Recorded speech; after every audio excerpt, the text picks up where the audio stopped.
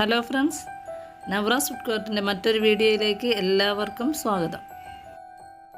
കുറുകിയ ചാറോടുകൂടിയ നല്ല രുചിയുള്ള ഒരു കടലക്കറിയുടെ റെസിപ്പി നമുക്കിന്ന് പരിചയപ്പെടാം. വെള്ളക്കടലയാണ് ഞാൻ എടുത്തിരിക്കുന്നത്. അപ്പോൾ നമുക്ക് എങ്ങനെയാണ് തയ്യാറാക്കുന്നതെന്ന് നോക്കാം. ആദ്യം നമുക്ക് കടലയൊന്ന് വേവിച്ചെടുക്കണം. അതിനായിട്ട് തലേദിവസം രാത്രി വെള്ളത്തിലിട്ട് കുതിർത്ത് വെച്ച കടലയാണ്. ഏകദേശം 2 കപ്പോളം കടലയുണ്ട്.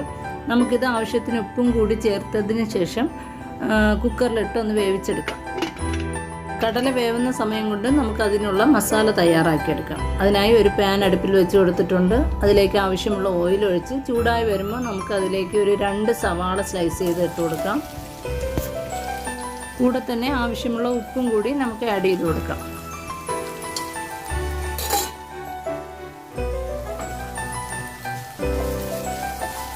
സവാള ഏകദേശം 2 മിനിറ്റ് വഴറ്റിയതിന് ശേഷം നമുക്കതിലേക്ക് 1.5 ടേബിൾ സ്പൂൺ ഇഞ്ചിയും വെളുത്തുള്ളിയും ചതച്ചതും കൂടി ആഡ് ചെയ്ത് കൊടുക്കാം.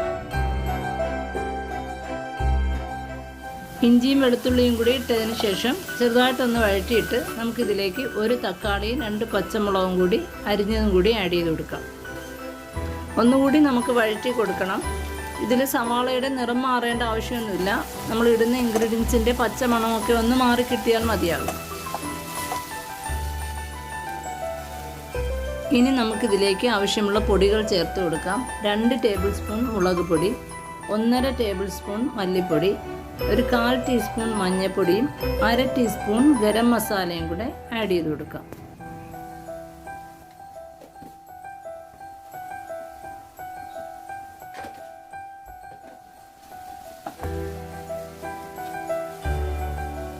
പൊടികളെല്ലാം ചേർത്തിട്ട് നന്നായി ഒന്ന് ഇളക്കിയതിന് ശേഷം നമുക്കൊരു 5 മിനിറ്റ് നേരം മീഡിയം ഫ്ലെയിമിൽ മൂടി വെച്ചൊന്ന് കുക്ക് ചെയ്യാം. അപ്പോഴേക്കും നമ്മുടെ മസാലയുടെയൊക്കെ പച്ചമണമൊന്ന് മാറിക്കിട്ടും.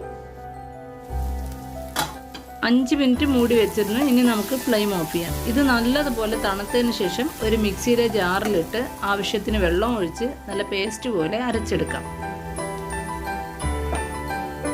ഇനി നമുക്ക് കടലയുടെ ഗ്രേവി തയ്യാറാക്കി എടുക്കണം. അതിനായി ഒരു പാൻ അടുപ്പിൽ വെച്ച് അതിലേക്ക് ആവശ്യത്തിന് ഓയിൽ ഒഴിച്ച് കൊടുക്കുന്നുണ്ട്.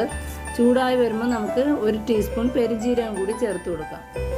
മസാല തയ്യാറാക്കി അതേ പാൻ തന്നെയാണ് ഞാൻ എടുത്തിരിക്കുന്നത്. ഇനി നമുക്കിതിലേക്ക് പട്ട, ഗ്രാമ്പു, ഏലക്ക, ഒരു ബേ ലീഫും കൂടി ഞാൻ ഇട്ട് കൊടുക്കുന്നുണ്ട്. എൻ്റെ കൈവശം ഉണ്ടായിരുന്നുകൊണ്ട് ഇട്ടെന്നേ ഉള്ളൂ. ആവശ്യം ഉണ്ടെങ്കിൽ മാത്രം മതിയാകും. പട്ടയുടെയും ഗ്രാമ്പൂവിൻ്റെയൊക്കെ മണം വന്നു തുടങ്ങുമ്പോൾ നമുക്കിതിലേക്ക് അരച്ച് വെച്ച മസാലക്കൂട്ട് ഒഴിച്ചു കൊടുക്കാം.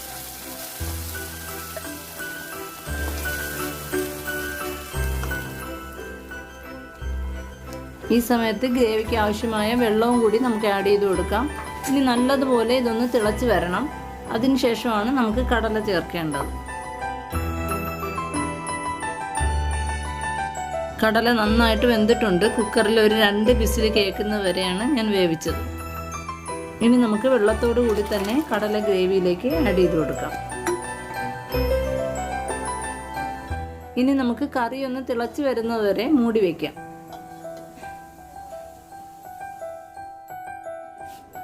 കറി നന്നായിട്ട് തിളച്ച് തുടങ്ങിയിട്ടുണ്ട്. ഇപ്പോൾ കണ്ടില്ലേ, നമ്മുടെ കറി നല്ല വെള്ളം പോലെയാണ് ഇരിക്കുന്നത്. ഇത് നമുക്കൊന്ന് തിക്കാക്കി എടുക്കണം.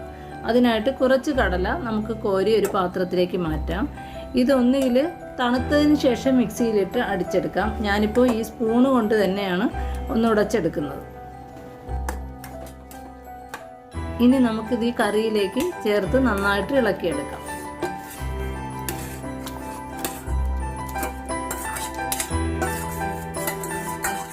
ഇനി ഞാൻ ഇതിലേക്ക് 1 ടീസ്പൂൺ കസൂരി മെത്തിയും കൂടി ആഡ് ചെയ്യുന്നുണ്ട്. ഇതൊക്കെ ഓപ്ഷണലാണ്. കൈവശം ഉള്ളവർ മാത്രം ഇട്ട് കൊടുത്താൽ മതിയാകും. കുറച്ച് മല്ലിയില കൂടി നമുക്ക് ചേർത്ത് കൊടുക്കാം.